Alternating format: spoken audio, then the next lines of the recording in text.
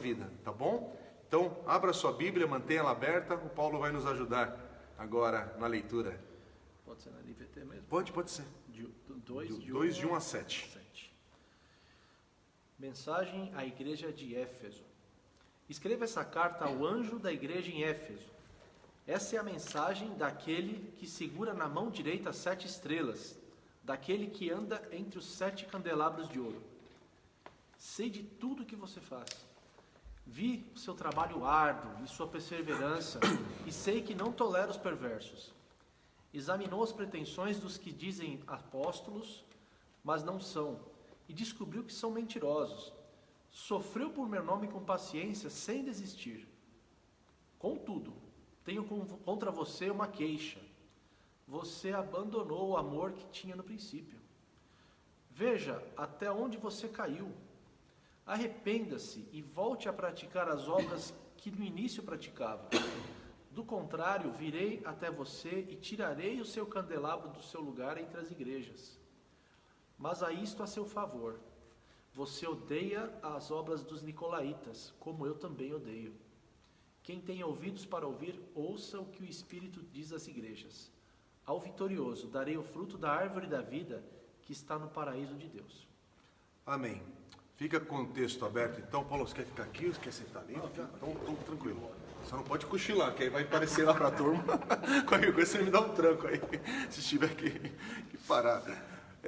Gente, esse texto aqui é muito rico em detalhes, e a partir de agora, cada semana, a gente vai estar focando em uma dessas 7 cartas, e hoje é essa primeira carta que é dirigida, endereçada a essa igreja em Éfeso. Então, como introdução, eu queria só novamente falar sobre essa cidade, e que muitos conhecem, inclusive nós estamos estudando o livro de Atos dos Apóstolos aqui na Comuna aos domingos. Já faz mais de um ano que a gente está meditando, estamos no capítulo 21 agora, indo para o 22 daqui a pouquinho, e então estamos na reta final dos estudos de Atos dos Apóstolos. Já vimos Éfeso sendo citado ali, e quando Paulo planta a igreja de Éfeso numa das suas viagens missionárias.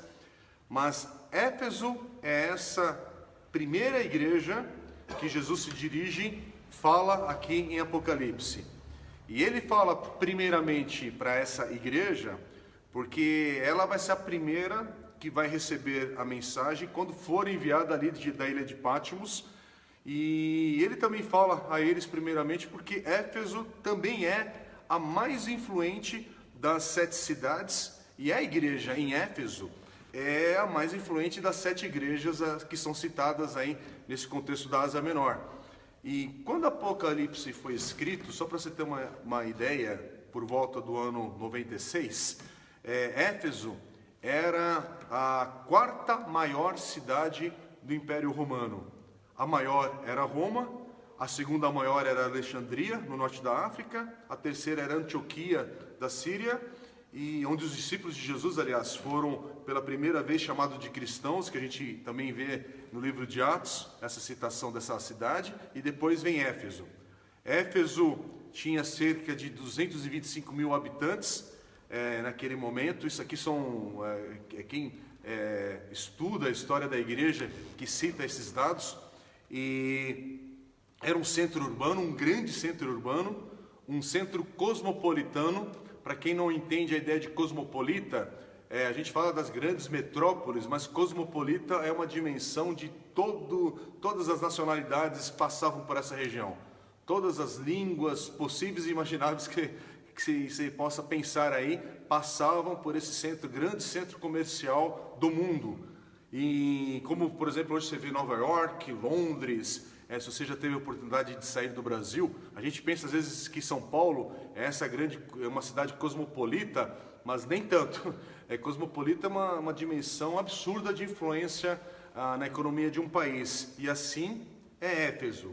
Então, o que a gente tem que pensar ao citarmos essa igreja e vermos que Jesus se dirige a essa igreja de Éfeso, a gente tem que prestar atenção no que Jesus diz a uma igreja numa região como essa, que está falando com discípulos, que a gente pode usar uma palavra mais moderna, discípulos urbanos, quer dizer, como é a maioria da população mundial nos dias de hoje. Então, o chamado ao discipulado chega justamente nesse contexto de cidades reais, onde há pessoas de fato gastando ali, investindo suas vidas nesse dia a dia. Então aqui nós sabemos que uma igreja foi plantada pelo apóstolo Paulo, e presta atenção, essa igreja foi plantada pelo apóstolo Paulo, mas quem instruiu, quem educou, quem discipulou essa igreja foi Priscila, Áquila e Timóteo. Isso a gente vê na sequência ali de Atos dos Apóstolos. Então, para quem está na comuna acompanhando aos domingos os estudos, a meditação em Atos, a gente vai com a nossa mente agora passando para lá e para cá e vendo como é conectado o livro de Apocalipse com toda a Bíblia, né? E principalmente agora no contexto de Atos. Agora o que é interessante é que essa igreja ela foi pastoreada pelo apóstolo João, e provavelmente João estava acompanhado, sabe de quem? De Maria, mãe de Jesus. Porque a gente tem que lembrar que esse João também, Jesus da cruz, pediu a ele que cuidasse de Maria. Você já pensou, você pastorear uma igreja que um dos membros mais famosos ou conhecidos é a mãe de Jesus? Já pensou a cantata de Natal, como que seria numa igreja assim? Então essa é a igreja de Éfeso. E aqui a gente tem que pensar, ao lermos esses versículos que o Paulinho fez a leitura, e o que Jesus tinha para dizer por uma igreja que era tão influente. Em cada uma das 7 cartas que a gente vai estar estudando a partir de hoje, Jesus refere-se a ele mesmo, a si mesmo. Ele usa imagens registradas já no seu discurso inicial, no capítulo 1 do Apocalipse, principalmente nos versículos de 9 a 20. Então, nessa carta a Éfeso, e você vai ver isso nas outras cartas, ele citando frases, coisas que ele já tinha mencionado. E Jesus aqui refere-se no versículo 1, do capítulo 2, né, ao anjo da igreja em Éfeso, escreva: estas são as palavras daquele que tem as 7 estrelas em sua mão direita e anda entre os 7 candelabros de ouro. São expressões que ele já havia mencionado. Jesus está repetindo aqui algo que ele disse na sua mensagem inicial do Apocalipse, só que agora ele faz isso de uma maneira mais forte ainda. Na visão inicial, Jesus cita que ele tem as 7 estrelas, os 7 anjos, e aqui ele reforça dizendo que ele as tem em sua mão direita, e é como se dizendo que ele as segura, ele as sustenta em suas mãos. Na visão inicial, ele diz que está entre as 7 igrejas. E aqui ele diz que anda entre as igrejas. E Jesus diz no versículo 2: conheço as suas obras, o seu trabalho árduo e a sua perseverança. Quer dizer, aqui é uma igreja atuante. Os membros dessa igreja, de fato, são envolvidos no avanço do reino de Deus. As palavras mencionadas aqui, citadas, são palavras fortes que Jesus usa aqui para descrever essa igreja, uma igreja que está sofrendo oposição da sua fé, estão resistindo à pressão da sua época, do imperador, estão resistindo a toda a idolatria que surgia justamente dessa grande cidade de Éfeso.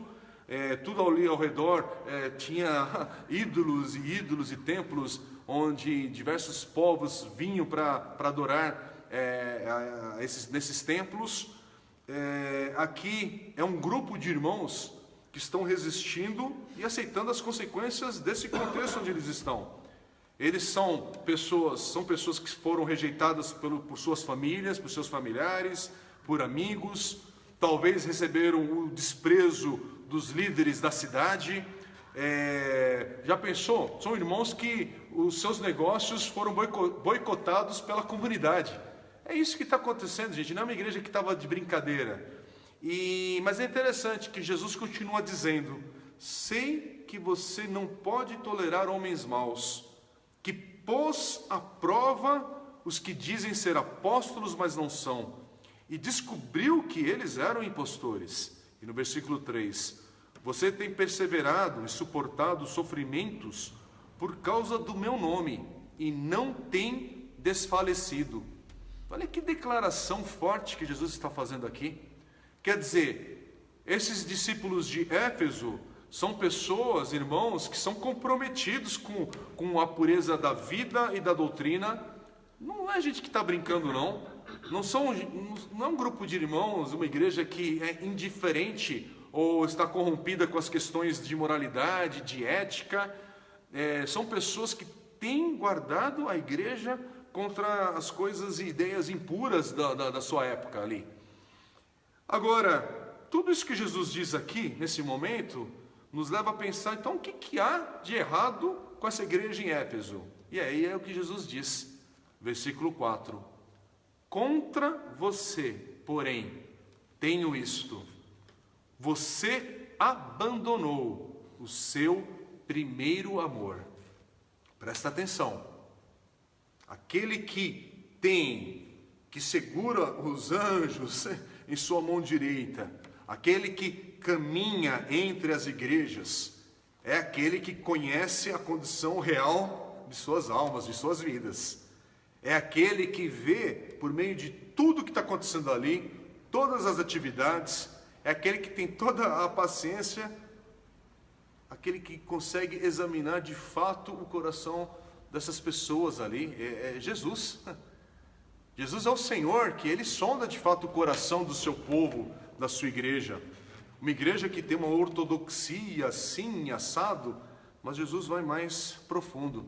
E Ele diz a essa igreja que ela tem um problema gravíssimo no centro dela. Ele vai direto ao ponto. A igreja que tem tudo, exceto aquilo que Jesus considera essencial, aquilo que Ele se considera digno. Contra você, porém, tenho isto: você abandonou o seu primeiro amor. Agora, o que é esse primeiro amor? Primeiro amor, gente, é o amor que nós tínhamos por Jesus, quando Ele primeiro nos alcançou na condição em que estávamos sem Ele e nos ganhou com seu amor. Jesus diz que por causa de todo o trabalho árduo, perseverança, ortodoxia, esses irmãos em Éfeso, esses efésios aqui, não estavam mais em seu primeiro amor com Jesus. Quer dizer, a afeição e a intimidade tinham ido embora. E por toda a Bíblia, não é interessante a gente perceber que nosso relacionamento com Deus é comparado ao relacionamento entre noiva e noivo? Você vai para o Velho Testamento, por exemplo, Deus vai falar em diversos textos de encontrar Israel e tomá-la como sua noiva. Ele compromete o seu amor a ela, a chama para um relacionamento de amor com Ele. E o que acontece? Livro após livro do Velho Testamento, Israel começa a flertar com outros amores, com os deuses dos povos ao seu redor. E eu estou lendo o Velho Testamento agora, estou lendo Jeremias, na minha leitura bíblica anual aí da Bíblia, e é interessante ver de fato, vai passando pelos livros ali, cada profeta e a mensagem que o Senhor tem para um Israel que de tempo em tempo e repetidas vezes e repete essa conduta de abandonar o amor ao Senhor. E é isso que Israel vem fazendo. Aqui é uma igreja que está mais apaixonada com outras coisas agora e abandonou o primeiro amor. Israel é essa nação que se apaixonou por outros deuses, e esses outros deuses a gente pode dar diversos nomes: materialismo, conforto, entretenimento, segurança financeira. Dê o nome que você quiser dar aos modernos deuses que tentam competir com o nosso Deus nos dias de hoje também. Israel, é interessante que continua tentando demonstrar sua devoção a Deus com coisas externas, com sacrifícios, com seus atos religiosos, com as suas festas, mas não estava mais em amor com Deus. E olha o que diz o texto de Jeremias, capítulo 2, versículo 2.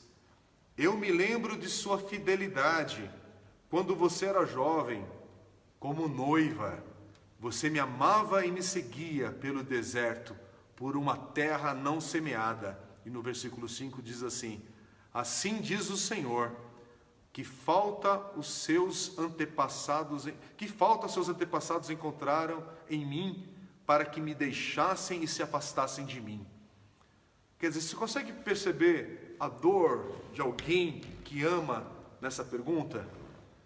E o Novo Testamento é interessante que também utiliza essa analogia entre a noiva e o noivo, e toda vez você vai ver isso no Novo Testamento, essa situação, essa comparação, essa colocação que somos a noiva de Jesus, casados com Ele, redimidos para um relacionamento justamente íntimo com o nosso Senhor.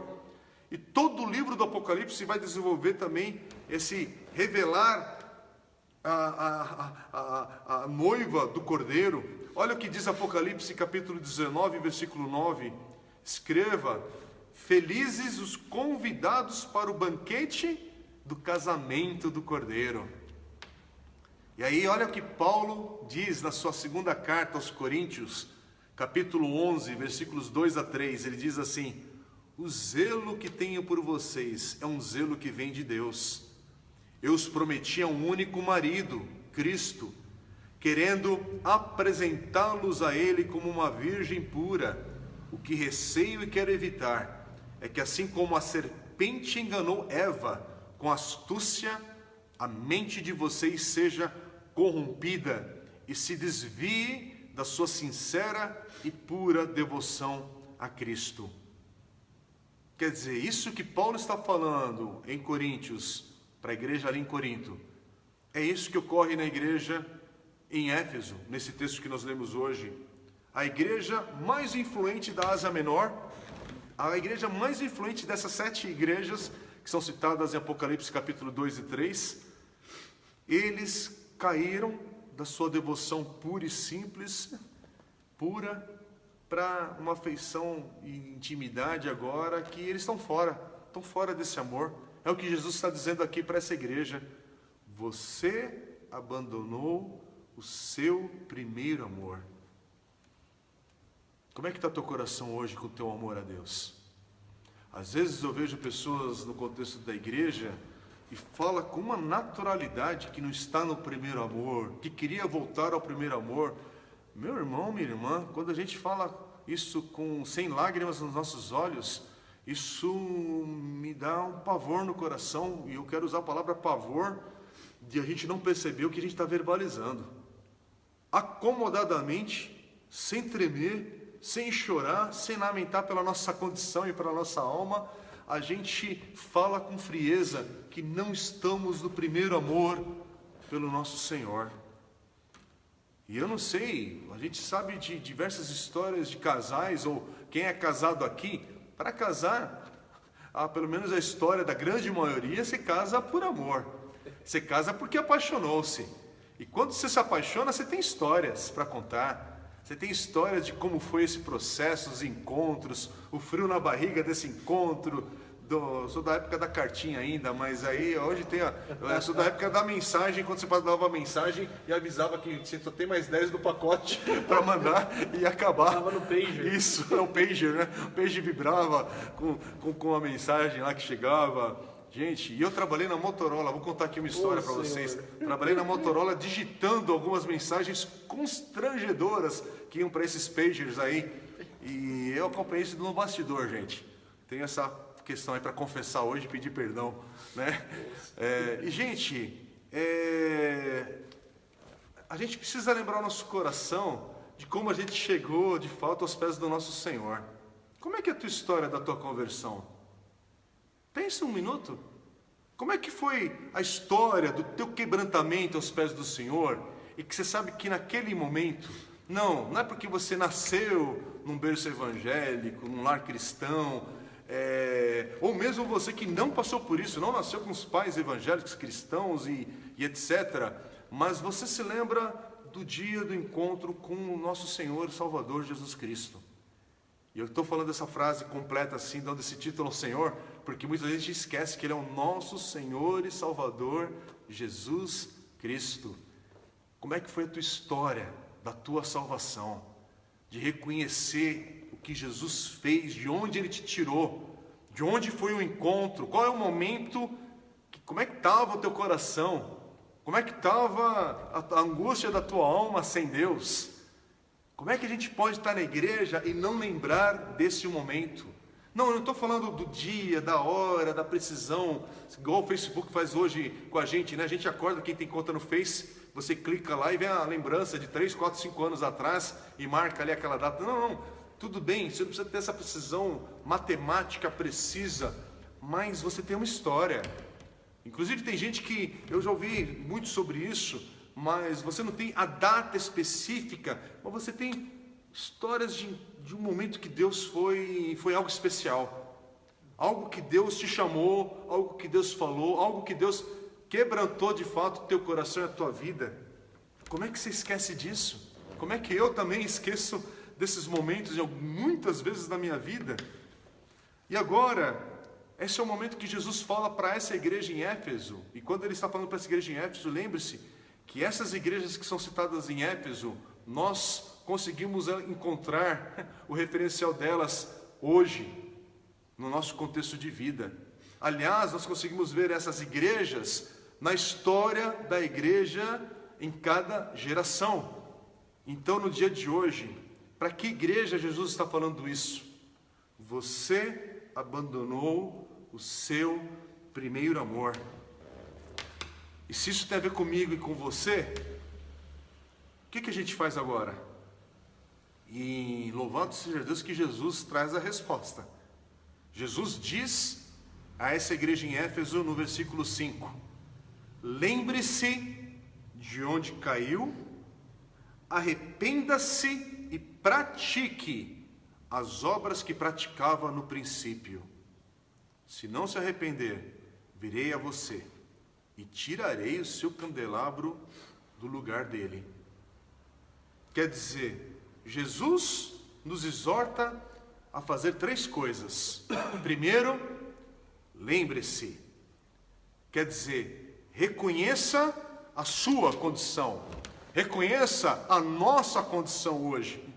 Se caímos para fora do amor de Cristo, precisamos hoje confessar isso, gente. Hoje é dia de confessar o estado do meu e do seu coração. Jesus simplesmente nos chama a reconhecer onde estamos e a admitirmos a nós mesmos e a Ele. Teu coração está frio, indiferente? Reconheça o lugar onde você está hoje. Teu coração está morno e você sabe que essa condição é reprovável diante do Senhor?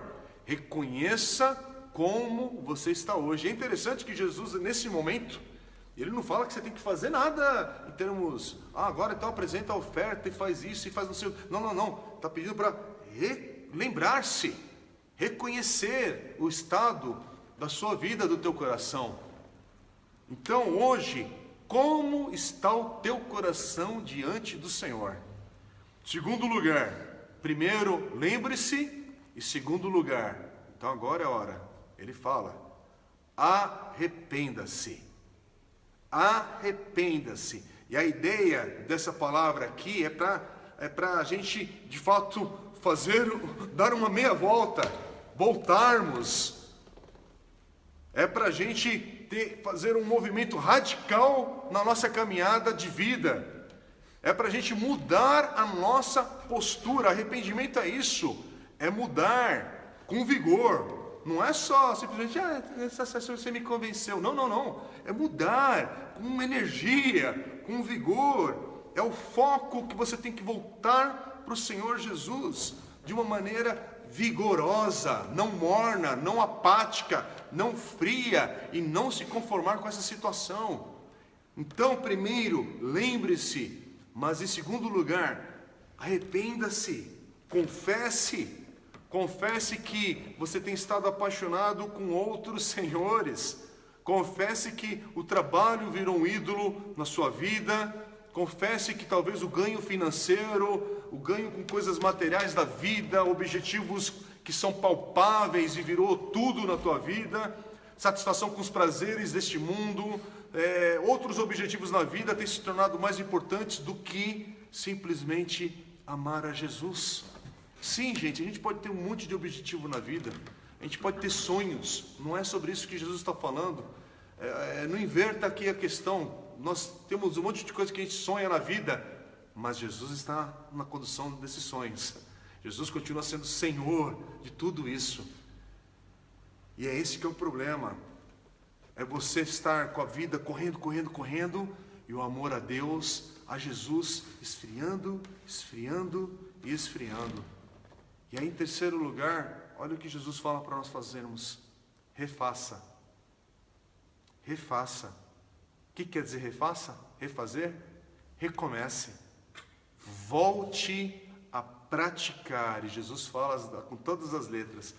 Volte a praticar as obras que praticava no início. De novo, não é assim que a gente tenta restaurar o nosso romance na vida conjugal, quem é casado. Faça aquilo que você fez para conquistar o seu cônjuge. Não é assim que a gente quer aquecer nossos relacionamentos? Agora, na vida a dois, de um homem e de uma mulher, a gente tem dedicação, amor, vigor, vontade, e isso se aplica ao nosso Senhor. Voltar, refazer esse caminho. Você consegue ouvir a chamada do Senhor para você hoje? Isso tem a ver com o meu coração também, tá? É que eu estou falando para a câmera aqui, então estou me dirigindo a você aqui para ficar numa forma melhor aqui da gente conversar, mas tem a ver comigo também. Mas ouve essas citações que eu vou colocar aqui para você, como se Deus estivesse falando do nosso coração. Você costumava ouvir a minha voz? Você costumava ter tempo para estar diante de mim e me buscar e desfrutar da minha companhia? Você costumava abrir seu coração para a minha palavra diariamente? Nada podia te impedir de me servir, de me obedecer, de me louvar. Você costumava chorar por aqueles que não me conheciam? Você costumava compreender que não poderia realizar coisa alguma sem a minha presença? Como é que se ouve a voz de Deus ao teu coração hoje, diante desse texto? Jesus nos chama hoje para fazer o que for necessário para restaurar o primeiro amor. Nada vai satisfazer, presta atenção nisso, nada irá satisfazer nosso coração, a não ser o Senhor. Nada irá satisfazer o nosso coração, se não for Jesus. E nada satisfaz o coração do nosso Senhor, a não ser nos entregarmos a Ele em amor. Por isso que Jesus nos adverte aqui: se não se arrepender, virei a você e tirarei o seu candelabro do lugar dele. E aí a gente precisa lembrar hoje, igreja, precisamos lembrar que Jesus, Ele continua sendo Senhor da igreja. Ele que tem o direito sobre ela, sobre cada um de nós. Ele continua digno de nossas vidas. E aí no versículo 6, ele vai dizer: mas há uma coisa a seu favor, você odeia as práticas dos nicolaítas, como eu também as odeio. E esse versículo a gente vai ler depois sobre esses nicolaítas em outra noite, não vai ser agora, tá bom? Porque ele vai repetir essa expressão na carta para a igreja em Pérgamo. Então, mais adiante a gente vê o que quer dizer isso. Mas para terminar, vamos terminar com o versículo 7, como ele termina a primeira carta. Aquele que tem ouvidos, ouça o que o Espírito diz às igrejas. Ao vencedor darei o direito de comer da árvore da vida, que está no paraíso de Deus. E a minha pergunta para você, para o meu coração hoje à noite, é o que Jesus está dizendo para você? E como é que você vai responder a Ele hoje? Vamos orar? Senhor meu Deus, esse texto de hoje, Pai, é muito profundo, duro, é uma palavra que a gente não pode acolher de qualquer maneira no nosso coração. E ai de mim de ouvir essa pergunta do Senhor e ser leviano na minha resposta, Senhor, quando o Senhor conhece o meu coração. E Deus, eu não quero encontrar diante do Senhor, ó Pai, sem estar com a minha vida totalmente entregue ao Senhor, em amor, em obediência. Mas como esse texto diz, Pai, eu não quero encontrar reprovado no meu amor ao Senhor. Tem misericórdia do meu coração e do coração da Tua igreja atual, nos dias de hoje. Estamos passando por dias difíceis, Senhor, mas não deixa o nosso coração se acomodar numa maneira, numa postura da indiferença.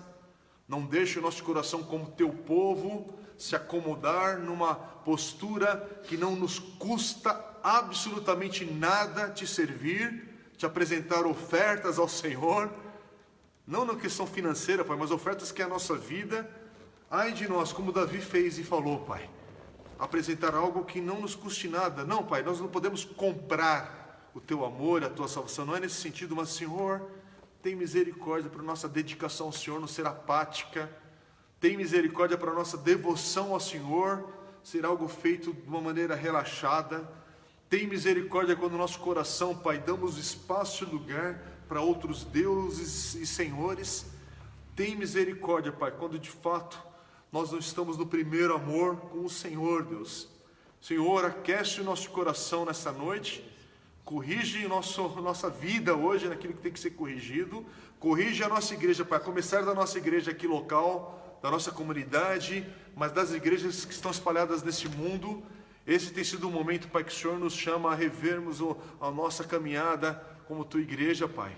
Somos a Tua noiva, Senhor. Que o Senhor não nos encontre de uma maneira relaxada, Pai, sem cuidado nenhum para o noivo. Tem misericórdia, Pai, para não nos encontrarmos reprovados pelo Senhor. Tem misericórdia, Pai. Mantém esse primeiro amor no nosso coração, na nossa vida. Por isso eu te peço, na minha vida, na vida do Paulinho, na vida dos demais irmãos que estão ouvindo essa mensagem hoje online, na vida da nossa comunidade aqui. Aliás, Senhor, começando na minha família, Deus.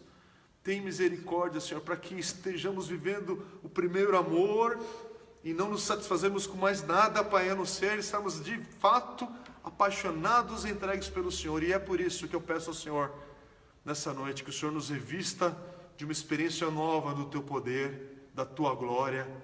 Deus, traz um verdadeiro encher do Teu Espírito na vida da Tua igreja.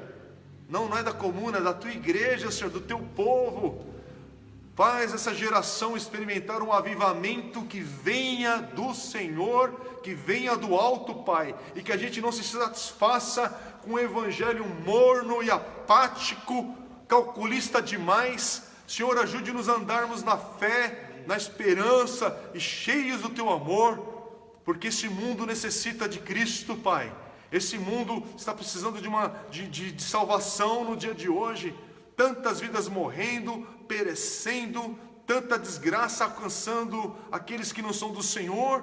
Tem misericórdia para que a Tua igreja não se cale nessa hora, mas possa, cheia do Teu Espírito, Deus, apresentar Cristo a tantas pessoas que precisam da Tua salvação. Faz isso no nosso meio, em nome de Jesus, para a glória do Teu nome. Amém, Senhor.